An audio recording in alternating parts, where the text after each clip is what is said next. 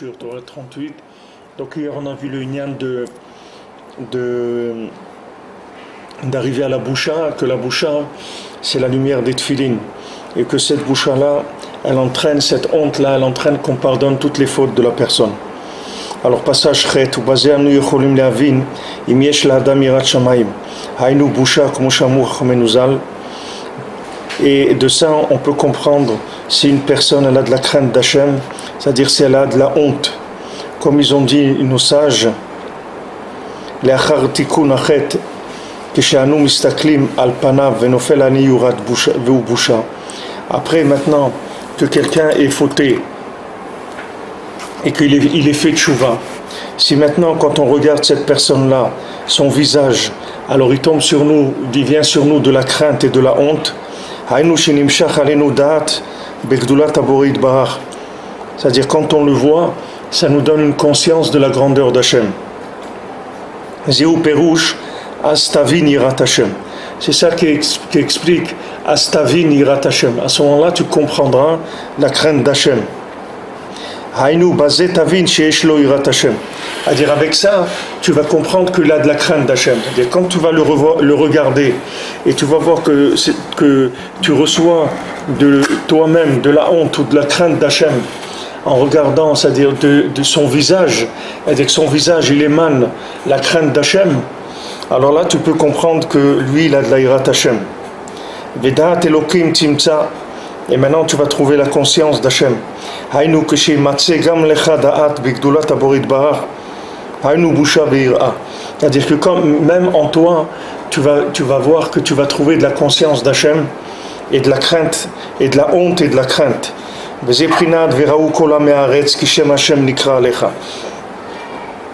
c'est ça qui écrit que toutes les nations, elles verront que le nom d'Hachem, il est appelé sur toi.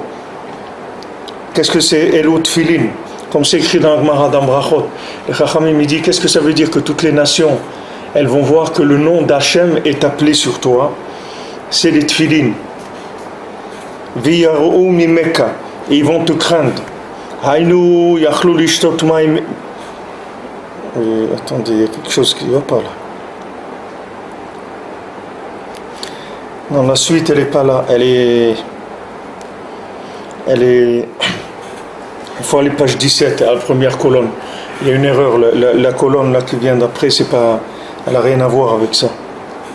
Quelque chose qui s'est glissé ici. Le texte il n'a rien à voir.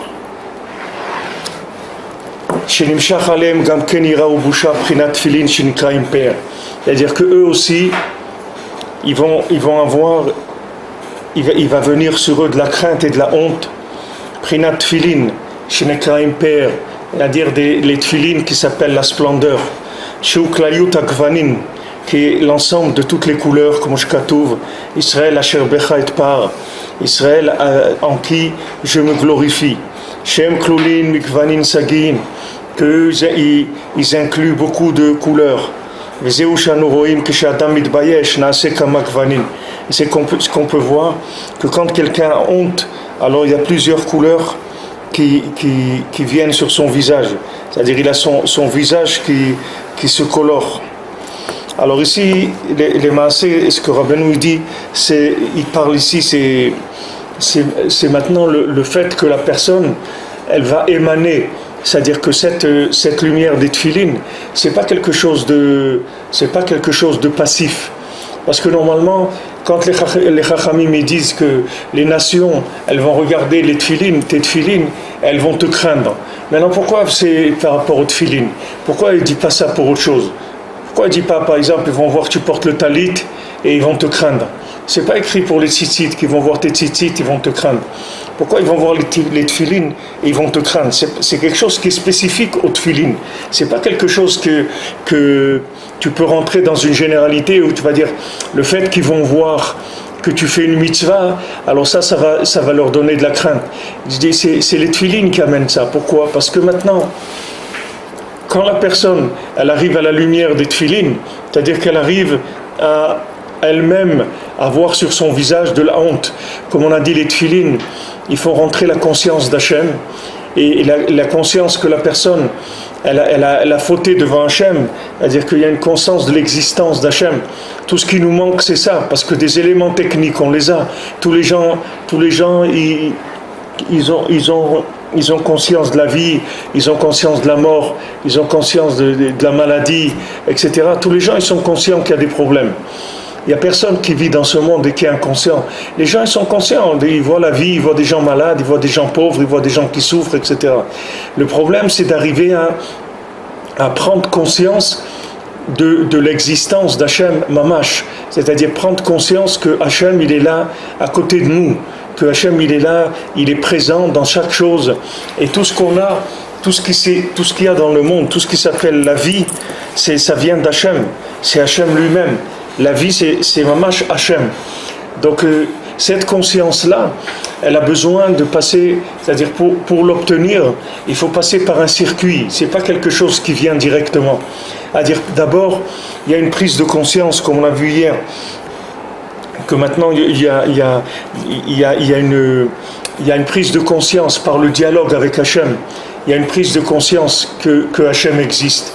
Une fois que cette prise de conscience, elle se fait, c'est pas suffisant encore pour que la personne elle ait honte. Il faut que cette prise de conscience, elle rentre dans le cœur, mamash, et que du cœur, après, elle va remonter vers le visage, et à ce moment-là, sur le visage, il y aura la honte. Et quand maintenant cette personne, elle va avoir honte, c'est-à-dire que la lumière de la honte, elle va éclairer son visage. Alors après, toute personne qui va vous regarder son visage, il va y avoir de la honte qui va venir sur elle, de la crainte d'Hachem et de la honte. C'est pour ça que c'est écrit pour les tefilin, c'est ça, c'est pas maintenant le pshat, ça veut pas dire que les gens ils vont te voir, ils vont avoir peur de toi. Ça veut dire que ils vont te voir et ils vont avoir peur d'Hachem en te voyant. C'est-à-dire que comme maintenant sur ton visage, il va y avoir une akrana, c'est-à-dire une projection, une projection de la lumière divine sur ton visage, ça va faire que les nations, quand on va regarder ton visage, elles vont avoir la crainte d'Hachem qui va leur venir. C'est pas de toi qu'ils vont avoir peur, c'est d'Hachem qui vont avoir peur. Le pshat, c'est pas que maintenant ils vont te voir avec les tefilines, ils vont avoir peur de toi. Ils vont te voir avec les tefilines et ils vont avoir peur d'Hachem. Pourquoi ? Parce qu'ils vont voir sur toi la lumière des tefilines. Et ça, c'est pas d'afka quand tu portes les tefilines, même quand tu portes pas les tefilines.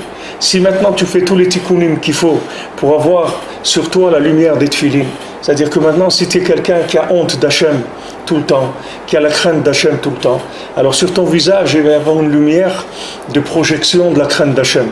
Et après, toute personne qui va te regarder, elle va voir cette crainte-là qui va venir vers elle.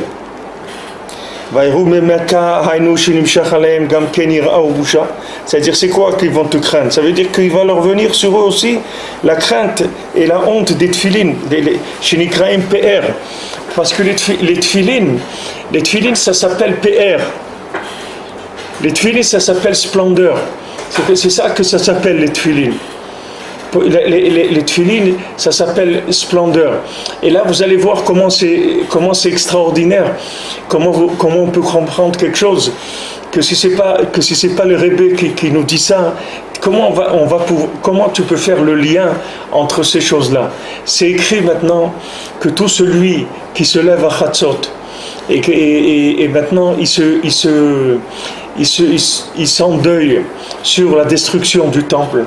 Alors, qu'est-ce qu'on fait à Chatzot? Les gens qui font Tikkun Chatzot et mettent un peu de cendre sur le front, à l'endroit des tefilines.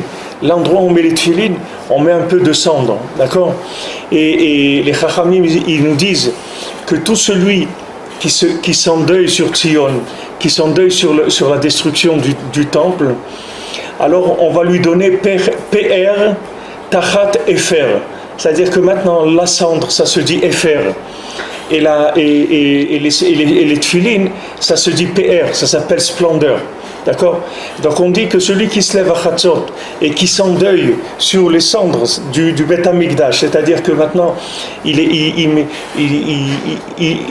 vient montrer que le Beth Amikdash nous manque, que le Beth Amikdash nous manque, et il s'endeuille sur les cendres du Beth Amikdash, ça va lui donner PR, c'est-à-dire qu'il va voir la splendeur. Maintenant, dans les kavanot des tefilin, c'est comme ça que ça fonctionne. C'est-à-dire que maintenant, qu'est-ce qu'on a dit, nous? Que maintenant, si tu veux réparer la parole, comment tu vas réparer la parole? Quand tu vas étudier la Torah dans la difficulté.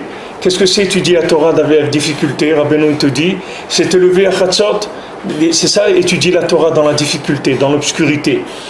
Donc, quand tu vas te lever dans l'obscurité la nuit, tu vas apprendre à parler. Qu'est-ce que c'est apprendre à parler? C'est quand tu vas t'endeuiller sur la destruction du temple, c'est ça qui va te donner la parole avec Hachem. C'est ça qui va donner la parole avec Hachem. Et même dans ça vous pouvez le voir encore plus loin, même dans les halachot de Lo Aleinu, quelqu'un qui est endeuillé. Par exemple, si on va rendre visite à quelqu'un qui est endeuillé, quelqu'un il est assis par terre parce qu'il est endeuillé, vous n'avez pas le droit de parler avec lui, c'est lui qui ne parle pas avec vous d'abord. Quand vous allez chez un endeuillé, vous n'avez pas de lui dire comment ça va, alors comment tu t'arranges, comment tu t'en sors, etc. Vous n'avez pas le droit.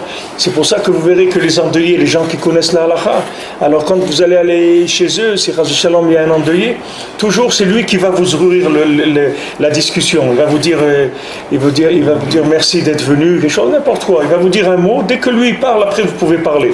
Mais avant, vous ne pouvez pas parler, parce que tout le inyan de l'endeuillé, on a vu, c'est quelqu'un, il n'a pas de bouche. On a vu que le manger de l'endeuillé, c'est des choses rondes, pour dire qu'elles sont fermées comme la bouche qui est fermée, qui ne peut pas parler, qui ne sait pas parler. C'est pour ça qu'il est endeuillé. Maintenant, pourquoi on ne sait pas parler? Parce que le Beth Amikdash, il est détruit. Le Beth Amikdash, c'était notre Maison Blanche. C'est-à-dire, c'est ce qui nous donnait le droit à la parole dans le monde. Tout le monde avait peur quand il y avait le Beth Amikdash. Toutes les nations, elles se tenaient à carreau. Il n'y a personne qui bougeait. Pourquoi? Parce qu'il y avait la maison d'Hachem qui était là et qui tournait. Donc ça montrait une existence d'Hachem effective et une présence d'Hachem auprès du Ham Israël qui était effective aussi. Donc toutes les nations, elles avaient peur de cette lumière-là. Et cette lumière-là, c'est PR, c'est la splendeur d'Hachem, la splendeur du Beth Amikdash. Maintenant, quand le Beth Amikdash a été détruit, il nous est resté des cendres. Donc maintenant, quand quelqu'un se lève la nuit et il s'endeuille sur ses cendres, c'est ça qui va lui faire retrouver la lumière des tefilin, parce que ça va lui redonner la conscience de l'existence d'Hachem. Normalement, si la maison d'Hachem elle est détruite, tu peux pas prendre conscience de son existence, parce que maintenant il a plus de maison, donc tu vas pas prendre conscience. Comment tu vas prendre conscience de son existence? On va te dire, si tu vois la maison de quelqu'un qui est détruite, on va te dire, voilà, tu sais, il y avait un tel qui habitait ici. Il dit, oh, ok, il habitait ici, mais maintenant il n'est plus là, puisque maintenant il habite pas ici.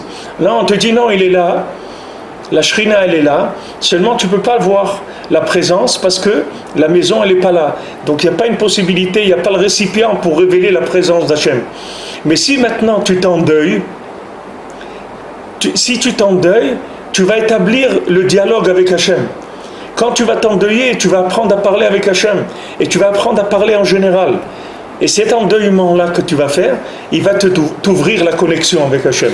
Et dès que tu vas avoir cette connexion, ça y est, tu vas reprendre le principe qu'on a dit, c'est-à-dire que tu vas être conscient de tes fautes, et tu vas avoir honte de tes fautes, et cette honte-là, elle va monter sur ton visage, et cette lumière qui va avoir sur ton visage, elle va se transmettre aux nations à travers ton visage. Donc ça, tu vois que c'est mamash la réparation du Beth Amikdash. En te levant à Chatzot, mamash, tu répares mamash le Beth Amikdash.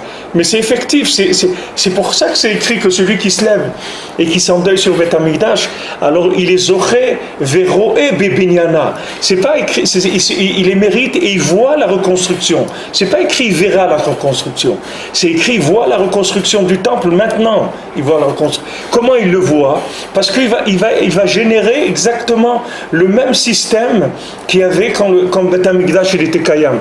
Quand le Beth Amikdash il était Kayam, qu'est-ce qui se passait? D'abord, les gens à Jérusalem, il n'y a personne qui dormait avec une avéra. parce que tous les gens, ils avaient honte ici, et les gens, ils avaient honte de fauter à Jérusalem.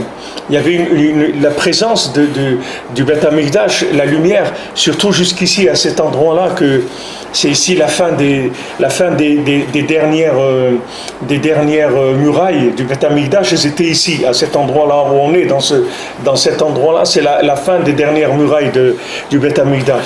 Il y avait une grande crainte qui émanait. Et les gens, ils étaient, si jamais, Chas v'Shalom, quelqu'un il avait fauté, tout de suite, il allait au Beth Amikdash, amener un korban, etc. Il n'y avait pas des gens restés comme ça avec des avérotes et des choses comme ça. Et tout de suite, il n'y a personne qui a jamais dormi à Jérusalem avec des avérotes, parce que tout de suite, ça s'arrangeait. Il y avait une grande crainte qui émanait de la maison d'Hachem. Maintenant, la maison d'Hachem, elle s'est détruite. Maintenant, ceux qui veulent chercher Hachem, il faut qu'ils cherchent par leurs propres moyens. Il faut qu'ils fassent beaucoup d'efforts.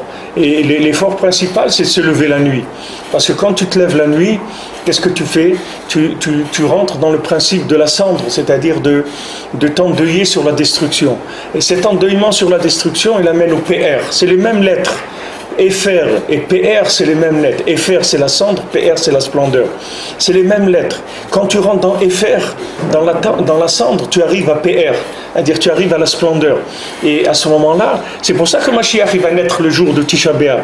Parce que dans l'endeuillement sur la cendre, c'est ça qui va révéler la splendeur du monde, c'est-à-dire Mashiach. Mashiach, il va sortir le Tisha B'Av, il va naître.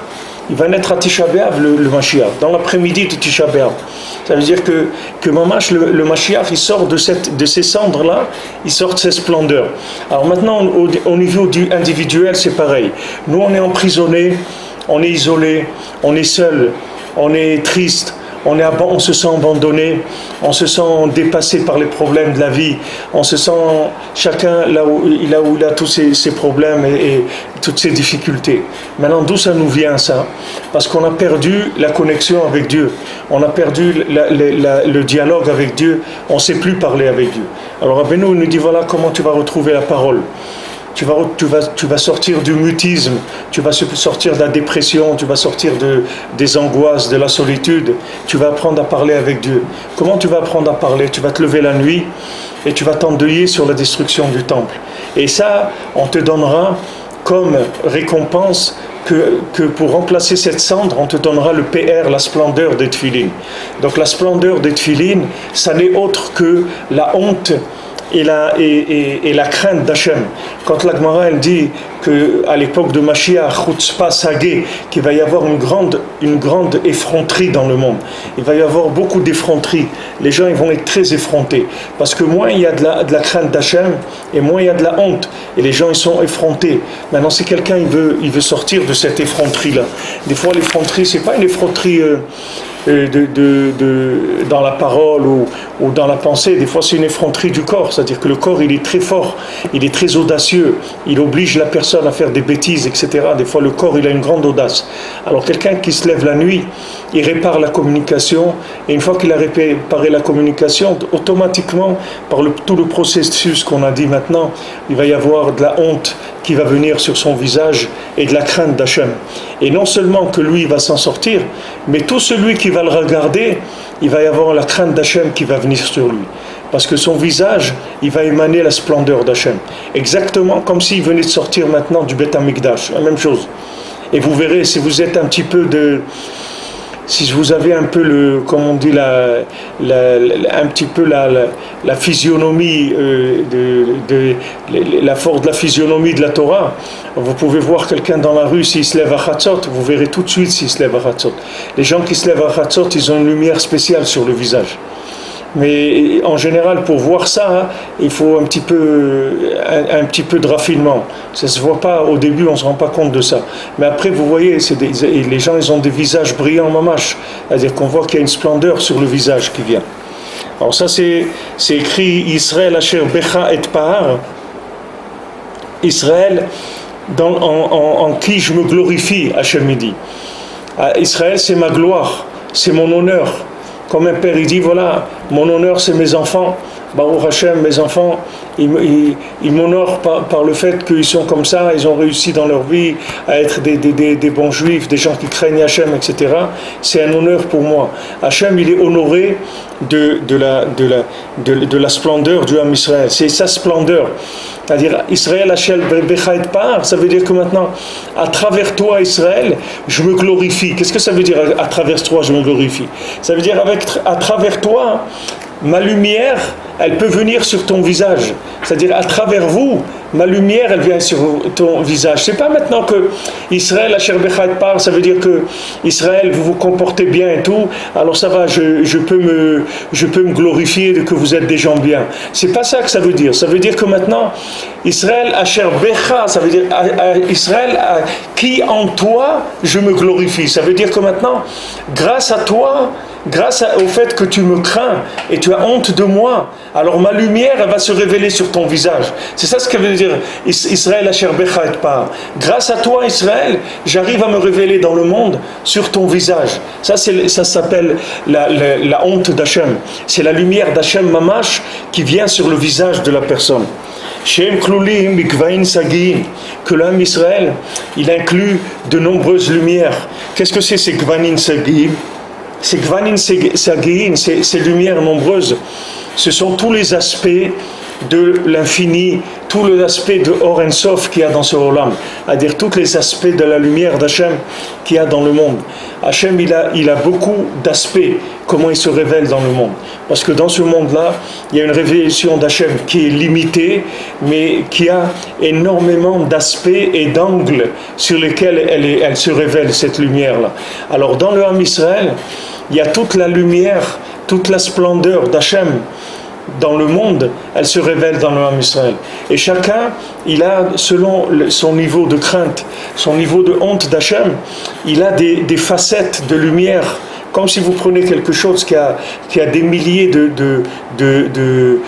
d'angles de lumière. Vous voyez? Imaginez-vous un diamant comme ça, qui est taillé sur les côtés, et qui a des milliers de côtés taillés comme ça. Et chaque des facettes, voilà, exactement. Maintenant, sur chaque facette, il y a une lumière différente. Maintenant, Hachem, toute sa lumière, toute la lumière qu'il y a dans le monde, c'est-à-dire toute la lumière d'Hachem qu'il y a dans le monde, elle se révèle sur les facettes du Ham Israël, c'est-à-dire sur le visage du Ham Israël. Sur le visage du Ham Israël, il y a cette splendeur-là. Et vous allez voir, vous parlez des fois avec quelqu'un, il est pas très pratiquant dans la Torah, vous allez voir, des fois vous avez le mérite, vous voyez un angle où cette personne-là, elle a une splendeur unique. Comme elle est là, comme elle est là où elle se trouve, elle a une splendeur unique. Parce que cette lumière-là, c'est la lumière que reçoivent les gens qui ont la crainte d'Hachem et la honte. Et ça peut être des gens qui ne sont pas automatiquement très orthodoxes. Ce n'est pas des gens de haut niveau de connaissance en Torah, mais c'est des gens qui ont la honte d'Hachem. Il y a des gens, ils ont la honte d'Hachem. Moi, je me rappelle, ma grand-mère allait à Shalom une fois, que j'avais, je sais pas, 19 ans ou 20 ans, et une fois, je voulais laver mon talit gadol, mon grand talit, je voulais le laver. Et j'avais cherché comment le laver et tout, chez mes parents. Ici, ils habitaient en Eretz, mes parents, ils habitaient ici à Bat Yam. Chez mes parents, il n'y avait pas d'un truc où on peut boucher l'évier ou pour laver.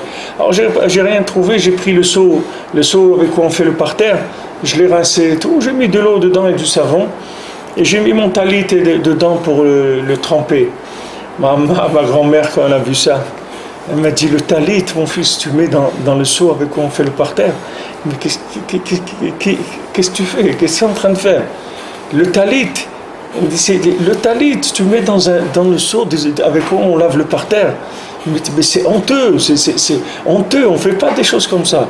Et bien, vous voyez, c'était des gens simples, mais ils avaient la honte. C'est-à-dire, ils avaient une valeur, la chose, elle avait une valeur. La honte, elle vient de la valeur de la chose. Tant que vous croyez que vous valez rien du tout, jamais vous allez avoir honte d'Hachem. Le jour où vous vous rendrez compte que vous avez une valeur, cette valeur elle-même, elle va vous donner la honte d'Hachem. Parce que vous allez dire, attends, moi j'ai une âme divine. Cette âme-là, je ne peux pas l'amener où je l'amène. C'est pas normal. Ça, vous pouvez voir Beferouche dans cette explication-là, dans le Sippurei Maasiot, dans le fils du roi et le fils de la servante. Le fils du roi et le fils de la servante, le fils du roi, il ne savait jamais, pendant tout le début du conte, il ne savait pas s'il était un fils de roi, un fils de servante. Puisque maintenant, il y a une sage-femme qui a inversé les bébés. Donc, le fils de la servante, il a été élevé chez le roi, et le fils du roi, il a été élevé chez la servante. Et bien sûr, après, tous les deux, ils ont commencé à se sentir mal à l'aise dans leur peau, puisqu'ils n'étaient pas à leur place. Alors, ni le fils du roi, il était bien, parce qu'il savait qu'il ne se sentait pas bien en tant que fils de servante, et le fils de la servante qui était roi, il n'était pas bien non plus en tant que roi. Alors, le fils du roi, qu'est-ce qu'il faisait? Il commençait à réfléchir. Il dit, attends, mais maintenant, il dit, Hachem, regarde, si maintenant je suis ton fils, d'accord? Je suis un fils de roi. Alors donne-moi ma place. Maintenant, si je ne suis pas un fils de roi, laisse-moi tranquille.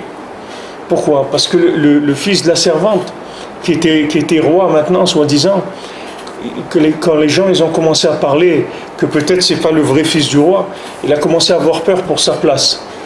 Il a commencé à avoir peur pour sa place. Alors, il a commencé à faire des choses pour faire du mal au fils de la servante. Alors il a commencé à faire du mal à ses parents, leur enlever la parnassa, tout ça. Jusqu'à que ses parents, ils ont été obligés de le renvoyer de la maison, parce qu'ils ne pouvaient plus tenir. Ils ont compris que c'est le roi qui faisait ça pour se débarrasser de lui. Donc ils l'ont renvoyé, ils l'ont dit, regarde mon fils, on ne peut plus s'occuper, alors va-t'en, etc. Alors lui, il est parti. Quand il est parti, il était très amer, parce qu'il s'est dit, c'est pas juste. Parce que, ou l'un ou l'autre, mais pas rien. C'est-à-dire, ou je suis un fils de roi, ou je suis un fils de servante. Mais pourquoi maintenant je dois être en galoute comme ça, et partir de chez moi? Combien de gens ils ont dit ici, je me rappelle un poème qu'elle avait écrit une jeune fille quand il y avait les attentats dans les bus, elle avait écrit un poème, elle dit Hachem, pourquoi nous on doit mourir explosé dans des bus? On ne peut pas mourir normalement comme les gens ils meurent dans le monde. On doit mourir explosé dans les bus. Qu'est-ce qu'on a fait pour ça? Si on est tes enfants, alors on ne doit pas nous exploser du tout. Mais au moins, si tu ne considères pas comme tes enfants, au moins laisse-nous vivre comme tu laisses vivre des vaches et des trucs. Mais pas qu'on vit exploser dans des bus. Il y a un sentiment d'injustice. Alors ce sentiment d'injustice, il fait tomber la personne dans l'invérote. Alors lui, qu'est-ce qu'il faisait? Quand il commençait à réfléchir comme ça, il tombait. Il allait dans des boîtes de nuit, dans des trucs, il buvait de l'alcool, il avait avec des filles, il faisait des bêtises. Et après, il se reprenait. Il y avait des périodes comme ça. Et dès qu'il se mettait à réfléchir, encore, il avait cette amertume-là de l'injustice. Boum, il retombait encore dans les bêtises. Et un jour, il a pris conscience, il s'est dit, mais est-ce que c'est normal que je fais ça à Hachem, que maintenant je fais des bêtises comme ça? Il a dit au contraire, si Hachem il peut faire une chose comme ça, une inversion pareille, qu'un fils de roi, il le rend fils de servante, est-ce que moi, j'ai pas honte de faire des choses comme ça? Alors à partir de ce moment-là, il a commencé à faire tchouva bémet. Et à ce moment-là, il est remonté jusqu'à qu'il a retrouvé sa place de roi mamash, qu'il a acheté le fils de la servante, que le fils de la servante qui était roi, un faux roi, il s'est vendu à lui, il est devenu son esclave, et lui, il a retrouvé la place de roi. Alors dans ce maasé-là, bien sûr ce maasé, il est pour tout le monde, pour chacun là où il est, que de savoir qu'il n'y a pas d'injustice. Il n'y a pas d'injustice dans le monde. Il ne faut pas croire qu'il y a de l'injustice, il n'y a aucune injustice. Tout était fait dans la justice la plus minutieuse, la plus claire, la plus vraie qui puisse exister. Maintenant chacun, il doit faire attention à ne pas rentrer dans une réflexion sur la justice d'Hachem, Shalom. Que personne il doit dire, voilà, ouais, moi j'aurais mérité mieux, ou je mérite mieux, ou le Ham Israël il mérite mieux. Pourquoi le Ham Israël il n'a pas de tranquillité sur sa terre, nulle part? Pourquoi il y a de l'antisémitisme, des choses? Il ne faut pas réfléchir comme ça. Il ne faut pas se dire que maintenant il y a de l'injustice par rapport au peuple juif. Parce que Hachem, tout ce qu'il fait, c'est juste et c'est calculé et il n'y a aucune erreur là-dedans. Seulement, nous, on doit amener la honte d'Hachem sur nous. C'est-à-dire qu'on doit avoir honte de nos fautes. Et si on a honte de nos fautes, la lumière d'Hachem, elle va revenir sur notre visage. Et si la lumière d'Hachem, elle vient sur notre visage, toutes les nations, elles auront peur de nous. C'est pas de nous, elles auront peur d'Hachem à travers nous. Elles verront vraiment qu'on est des gens qui reflétons la lumière d'Hachem sur nos visages. C'est-à-dire que nos tefilines, ils vont se mettre à fonctionner. C'est-à-dire nos tefilines, ils vont être radioactifs. Il va y avoir de la radioactivité dans nos tefilines. C'est-à-dire ils vont être radioactifs de la présence d'Hachem.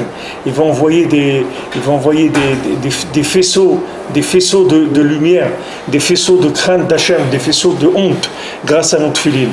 C'est là où on doit chercher. On doit chercher là-dedans. C'est-à-dire on doit chercher à comment attirer sur nous la crainte d'Hachem. Alors si maintenant quelqu'un, il se sent loin d'Hachem, il se sent lésé dans sa situation, il ne comprend pas pourquoi Hachem il fait ça, alors il a qu'à se lever la nuit et s'endeuiller sur la destruction du temple, et il va comprendre, toute sa vie il va la comprendre. Il va comprendre pourquoi sa vie elle est à l'envers comme ça.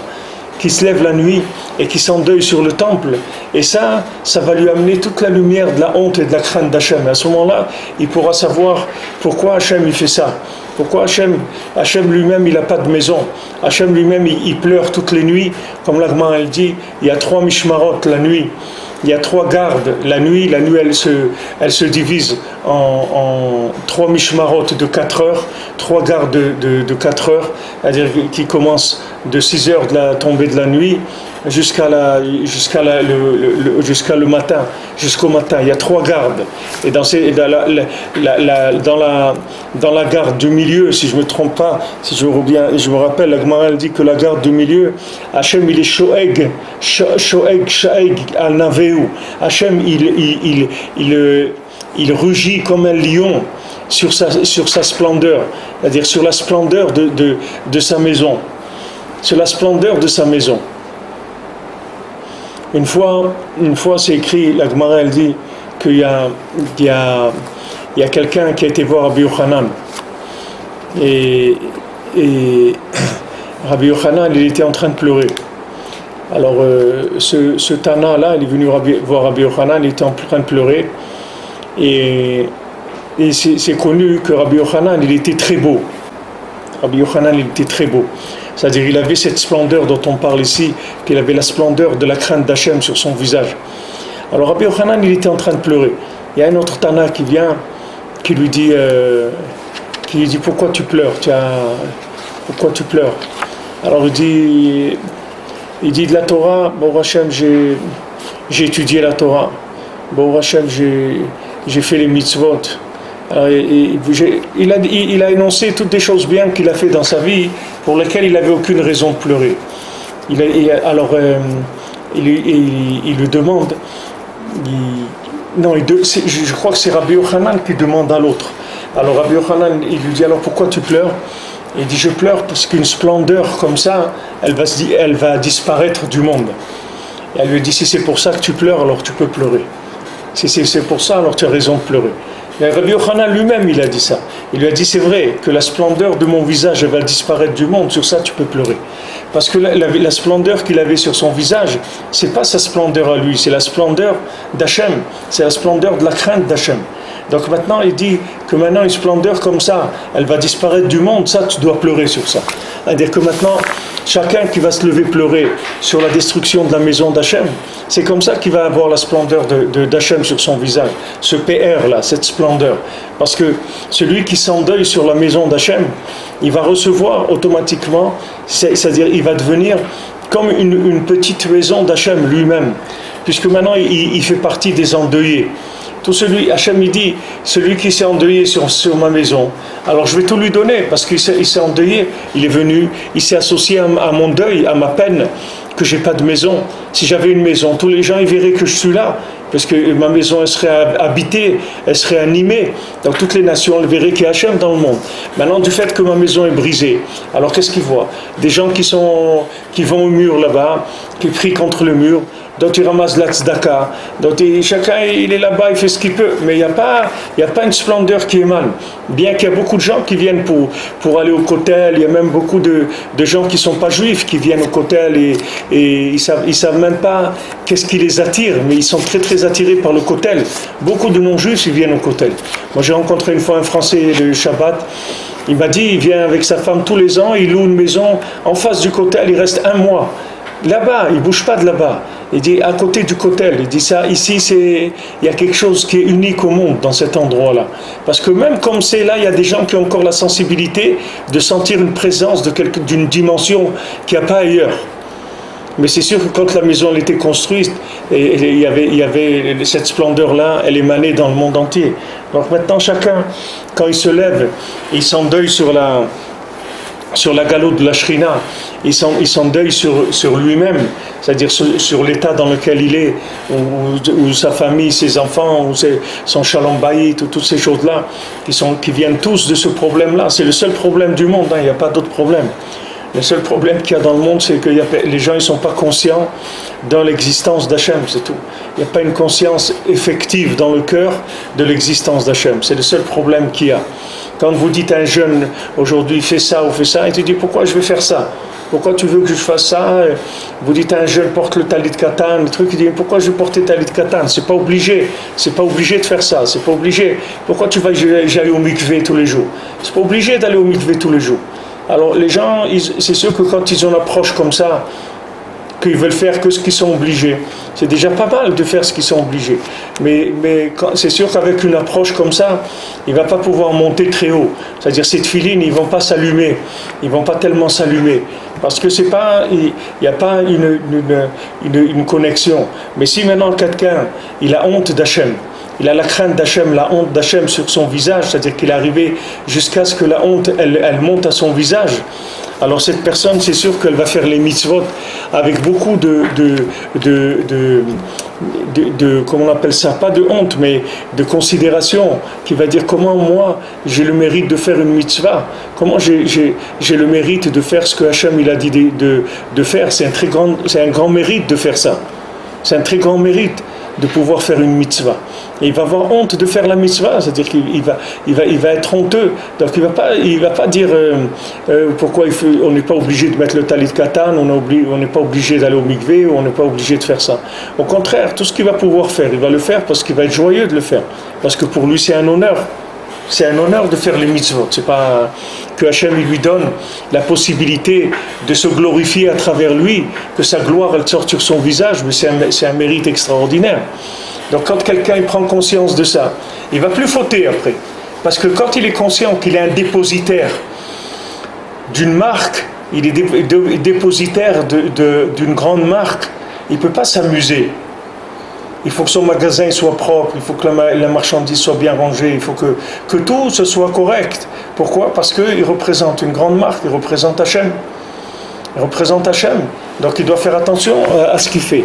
Mais tant que quelqu'un n'a pas établi le dialogue, il ne peut pas prendre conscience de l'existence d'Hachem. Tant que quelqu'un n'a pas réparé le dialogue, il ne peut pas être conscient qu'il y a Hachem. C'est une conscience intellectuelle, ce n'est pas une conscience vécue. C'est une conscience intellectuelle. Il raisonne, c'est-à-dire c'est une crainte d'Hachem de raisonnement. Ce n'est pas une crainte d'Hachem vécue. C'est-à-dire il craint Hachem par raisonnement, mais pas par vécu. C'est pas comme Hachem il dit, pourquoi Hachem il nous a fait la Mila, Britra Hashesanta Bipsarenu. Pourquoi Hachem il nous fait la Mila dans la chair? On aurait pu faire un contrat. Quand tu fais la Ketouba, tu te maries avec ta femme. Tu t'enlèves pas un morceau de chair, ni à elle, ni à toi, pour faire la Ketouba. Tu viens pas, tu dis, on va faire un contrat, maintenant on va se lier à vie, donc il faut chacun se coupe une oreille ou un truc comme ça. On fait pas ça. On dit, voilà, on fait un contrat, une Ketouba. Voilà, je vais te donner à manger, je vais t'habiller, je vais t'aimer, t'honorer, etc. Les témoins, tac, tac, c'est ta Ketouba, elle vaut tant. Allez, voilà, on est liés. Mazal Tov, on est lié par les liens du contrat de mariage, de la Ktuba, Baruch Hashem, Kiddushin, Mazal Tov et tout. Mais maintenant, le Brit Mila, on prend le bébé, on lui coupe de la chair. On lui enlève de la chair, mamash. Et il dit, voilà, le Brit que tu as scellé dans notre chair. Pourquoi Hashem, il a scellé l'alliance dans notre chair? Parce qu'il veut que l'alliance, elle soit dans ta chair. Il ne veut pas que l'alliance, ça soit une alliance d'un contrat intellectuel. Comme c'est écrit quand la femme de Moshe Rabbeinu, la femme de Tzipora, elle a fait la mila à son fils. Elle a vu qu'il y avait le Satan qui est venu et il les a attaqués parce que leur fils il n'était pas circoncis. Alors il y a plusieurs explications parce que Moshe Rabbeinu a dit comment on va voyager et tout. Alors il avait peur que le 3e jour ça soit dangereux pour le bébé en voyage. Et c'est pas les voyages comme aujourd'hui que quelqu'un il prend une première classe et il s'assoit. C'était voyage à Dodan comme ça dans le plein désert et tout. C'était une sakana. Donc il avait peur de faire la mila. Alors le Satan il est venu, il a été mekatrek, mamash ils allaient mourir de ça. Alors elle a compris ça et elle a pris une pierre et elle a fait la mila à son fils. Elle a dit Khatan damim la moulotte, c'est-à-dire que maintenant l'enfant il devient khatan, c'est-à-dire il devient marié avec Hachem grâce à l'alliance qu'il a fait avec la Brit Mila. C'est-à-dire cette alliance là, c'est un mariage avec Hachem. Tout ce qui s'appelle hot, ça s'appelle Brit aussi. Shabbat, ça s'appelle hot. Et c'est Brit. Les tfilin, c'est hot, c'est Brit. Tout ce qui est hot, en même temps, c'est Brit. C'est-à-dire, c'est le signe de l'alliance avec Hachem. Mais Hachem, il veut que l'alliance elle soit dans notre chair. Pourquoi? Parce qu'il veut qu'on vive l'alliance. Pas que ça soit quelque chose d'intellectuel. Alors même si des gens, ils approfondissent avec leur cerveau la crainte d'Hachem et qu'ils en parlent, qu'ils l'étudient, ils vont arriver à une crainte d'Hachem qui est une crainte d'Hachem cérébrale, mentale, intellectuelle. Mais ce n'est pas une crainte d'Hachem qui vivent dans leur chair. La crainte d'Hachem, il faut la vivre dans la chair, ce n'est pas dans le cerveau. Il y a des gens qui ont beaucoup de crainte d'Hachem, mais dans leur cerveau. C'est-à-dire que chaque fois, ils calculent. Ils calculent, et ça les amène à la crainte d'Hachem. Ça c'est interdit, ça c'est truc, ça c'est comme ça, donc il ne faut pas faire ça, etc. Mais c'est que des décisions intellectuelles. Ce n'est pas quelque chose qui va se faire avec le cœur, avec la chair. Ça va se faire avec la tête. Et ça va faire que la personne, jamais de sa vie, elle trouvera le émet les amito. Jamais. Elle trouvera que le émet. Jamais elle trouvera émet les amito. La vraie vérité, elle la trouvera jamais. Parce que la vraie vérité, elle n'est pas dans le cerveau. La vraie vérité, elle est dans le cœur, elle n'est pas dans le cerveau. Tant que tu ne fais pas descendre la Torah dans ton cœur, tu ne trouveras jamais le Emet les Amito. Et aujourd'hui, les générations qu'on vit, si tu n'as pas Emet les Amito, tu ne peux même pas tenir dans le judaïsme. C'est pas comme avant. Avant, même les gens qui avaient qu'un judaïsme intellectuel, c'est-à-dire un judaïsme qui fonctionnait par du raisonnement, ils arrivaient à faire Shabbat, à faire tout. Mais aujourd'hui, les gens qui sont juifs par raisonnement, ces gens-là, ils n'arrivent pas à tenir. Parce que la clipa, elle a dépassé le raisonnement. La clipa, aujourd'hui, c'est la 50e porte. Tu ne peux plus réfléchir. Tu ne peux plus dire à quelqu'un, viens, je vais te parler. Pourquoi tu ne réfléchis pas? Regarde, réfléchis. Est-ce que c'est bien ce que tu fais? Réfléchis à ton avenir. Réfléchis à ce qui va se passer. Ça ne sert à rien de parler comme ça. Parce qu'aujourd'hui, tous les outils de réflexion, ils sont morts. Il n'y a pas d'outil de réflexion qui marche. Parce qu'on est dans la 50e porte de la Touma. La 50e porte de la Touma, c'est que l'imagination. C'est que des images. Il n'y a pas du tout de raisonnement. C'est que de l'image. De l'image. C'est tout virtuel. Si maintenant quelqu'un aujourd'hui veut s'attacher à Hachem Behemet, c'est pas que par Emet les Amito. Pas par Emet. Emet, ça suffit pas. Il faut la vraie vérité. Pas que la vérité. La vraie vérité, mamash. Pas, quelqu'un il se dit, bon j'ai compris, c'est vrai, il faut garder le Shabbat, etc. Tout celui qui va avoir un judaïsme comme ça, il ne pourra pas s'en sortir. Parce que ce judaïsme va se faire noyer par la picorsoute qu'il va y avoir dans le monde. Il va se noyer par tout le virtuel qu'il y a dans le monde. Aujourd'hui, si quelqu'un il veut s'approcher d'Hachem Behemet, il faut qu'il rentre la Torah dans son cœur. Il faut que l'alliance, Iswa chotem asher chatamta bipsarenu, Brit Kodesh, l'alliance sainte que tu as scellée dans notre chair. C'est ça que Kadosh Baruch Hu, il veut. Il est pourquoi il nous a fait la Brit Mila. C'est pour que ça soit scellé dans notre cœur.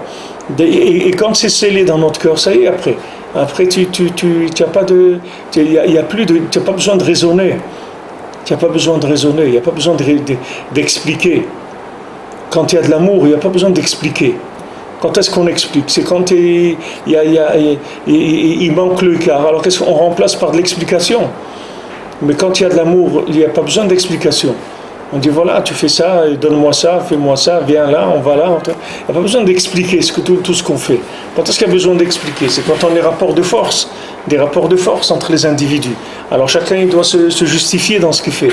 Mais quand il n'y a pas de rapport de force, pourquoi tu vas te justifier? Pas besoin de te justifier. Chacun il est là où il est, et il fait ce qu'il aime faire, et servir Hachem comme il a envie de le servir. Alors ça c'est pour arriver à une liane de la boucha. C'est-à-dire quand tu vas ressentir comme on a dit hier, qu'il va sentir qui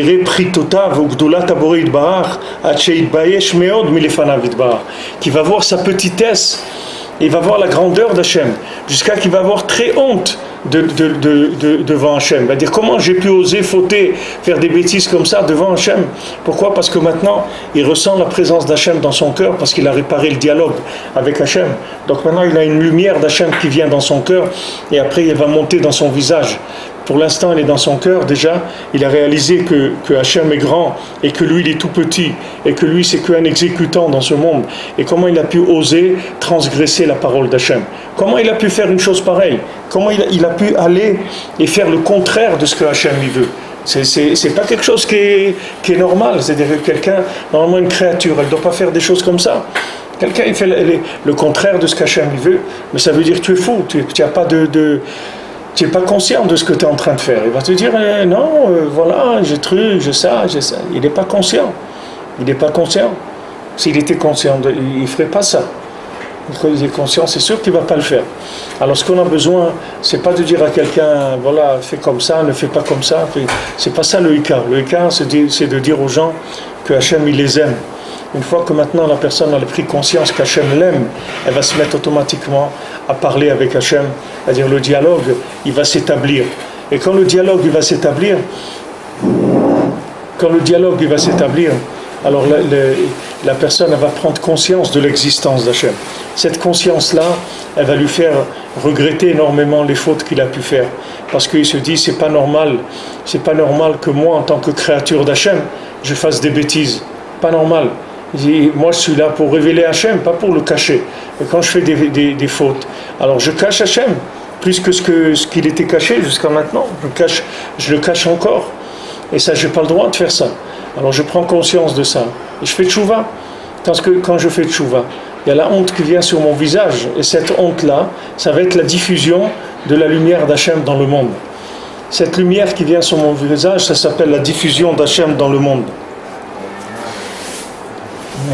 על כן אמרו מנוזל, העובר עבירה ומתבייש בה, מוחלים לו מיד. Les Chachamim, ils ont dit, celui qui fait une faute et qui a honte d'avoir fait cette faute, on lui pardonne de suite. Qui avera machnis ba'adam ruach shtut. Parce que quand quelqu'un est faute, il rend de la folie en lui. Validé boucha marzir amochin. Quand quelqu'un il a honte, il ramène sa conscience, il ramène son esprit. Quand quelqu'un est faute, il perd la tête. Et quand quelqu'un il a honte, il ramène sa tête. Astavin irat Hashem. Comme on a dit avant, comme le réveil l'a amené, Astavin irat Hashem. À ce moment-là, tu comprendras la irat Hashem. C'est-à-dire que maintenant, quand tu vas faire tchouva, alors tu vas voir qu'est-ce que ça veut dire la crainte d'Hachem. Prinat Boucha Kanal, c'est la Boucha dont on a parlé chez Ikara Tchouva, que la honte, c'est elle le principe, c'est-à-dire le principal de la Tchouva. C'est des Ezochin et Orat Tfilin, que grâce à ça, on arrive à la lumière des Tfilin. Prinat Kerun Or Panim, à dire la diffusion de la projection de la lumière du visage. Ou Mishi Eshbo Azut, celui qui a de l'audace, il faut que vous sachiez que les pieds de ses ancêtres, ils ne sont pas montés au Har Sinaï. C'est-à-dire qu'il n'a pas eu d'ancêtre à lui que ses pieds ils ont touché le Har Sinaï. Et Nedarim, ils disent encore plus. Dans la Gemara Nedarim, il dit il faut qu'il sache qu'il a trébuché, il a transgressé Eshet Ish, c'est-à-dire qu'il a été avec la femme de son prochain. Qu'est-ce que ça veut dire Eshet Ish? Ça veut dire que maintenant, quand on a l'alliance, on est marié avec Hachem, c'est-à-dire on ne peut pas se marier avec autre chose. On n'a pas le droit d'être lié à autre chose. On n'a pas le droit d'être lié ni à l'argent, ni à rien du tout.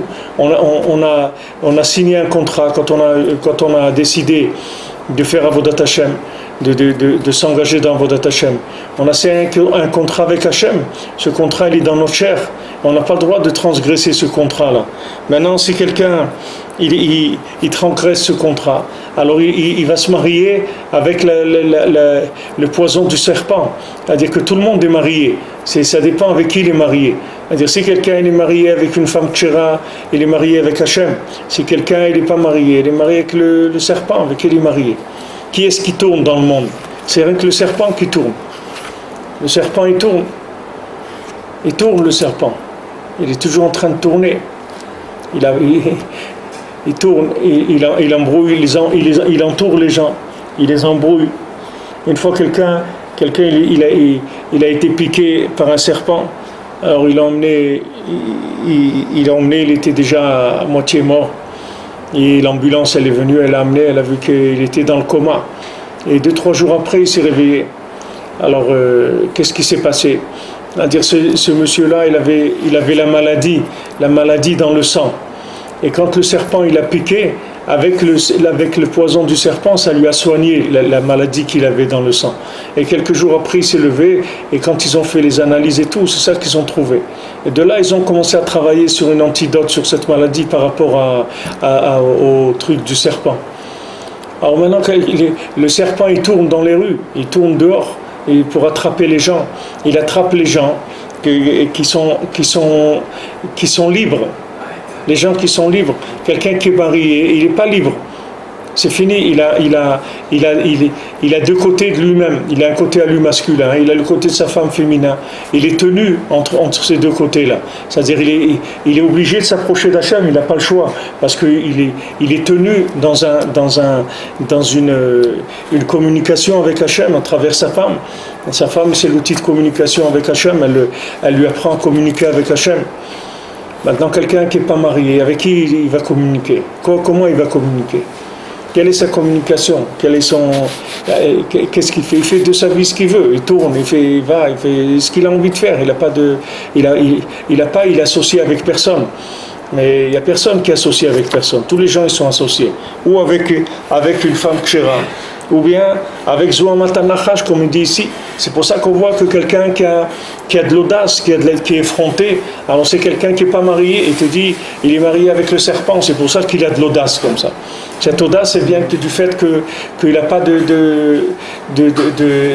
il n'est pas marié avec la Kedusha, comme c'est écrit Isha Yirat Hashem. Une femme qui craint Hashem, elle va être louée, parce que la femme elle amène la Yirat Hashem.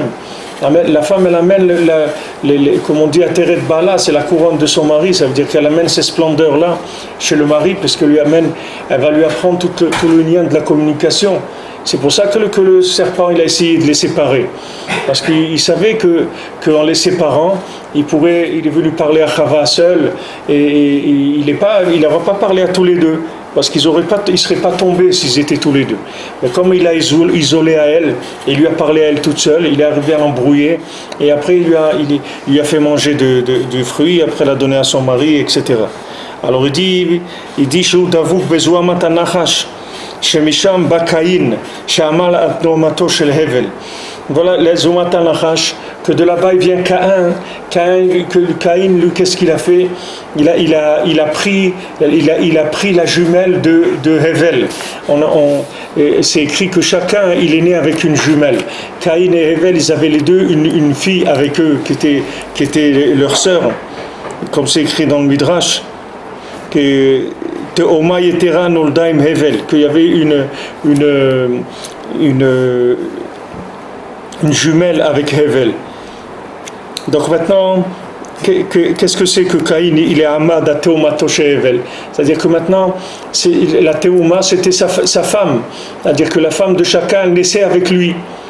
Elle naissait avec lui. C'est-à-dire au lieu maintenant que quelqu'un, il naisse quelque part, et que sa femme, elle naisse dans un autre endroit, qu'après il faut qu'ils se cherchent, qu'ils se rencontrent, qu'ils se marient, ils naissaient carrément dans le ventre, ils étaient déjà ensemble.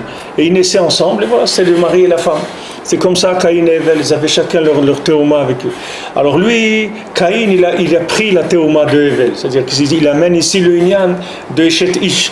C'est-à-dire comme Caïn, c'était quelqu'un d'effronté, quelqu'un d'audacieux, quelqu'un qui a tué son frère. Alors d'où elle est venue cette audace-là de tuer son frère? Ça lui est venu du fait qu'il lui avait pris d'abord sa femme, qui était sa jumelle. Israël she'amdu al har Sinai paska zu amatan. Aïnu zu amatan nachash vegoyim shelo amdu lo paska zu amatan. Maintenant, les bénis Israël qui sont tenus au har Sinai, qui sont tenus dans la montagne du Sinaï, leur poison, la zoama, elle s'est interrompue, elle s'est terminée. Mais les nations, que eux, ils se sont pas tenus au har Sinaï, alors elle n'a pas été possèque Zoamatam. C'est-à-dire que la Zoama, elle n'a pas été possèque. C'est-à-dire qu'ils ne sont pas arrivés à se marier avec Hachem. Le Ham Israël, qu'est-ce que ça veut dire que maintenant que la Zoama, elle a été possèque, que le poison du serpent il s'est interrompu? Ça veut dire qu'ils se sont mariés avec Hachem. C'est ça pourquoi mon cher Rabbeinu il a cassé l'étape de la loi. Il a dit l'étape de la loi, c'est comme un contrat de mariage. Si je le laisse, alors le fait qu'ils ont fait le veau d'or, ça veut dire qu'ils ont trahi leur mari qui est Hachem, ils vont être condamnés à mort. Donc maintenant je vais casser le contrat. C'est pour ça qu'il a cassé les tables. Il a dit je vais casser le contrat, il n'y a plus de contrat, c'est tout. Alors maintenant ils ont fait des bêtises, bon, ils sont libres, c'est-à-dire entre guillemets ils sont libres. C'est-à-dire qu'en tout cas il n'y a pas le din, on n'est pas obligé de les tuer. Mais sinon, Shalom, il aurait fallu les tuer.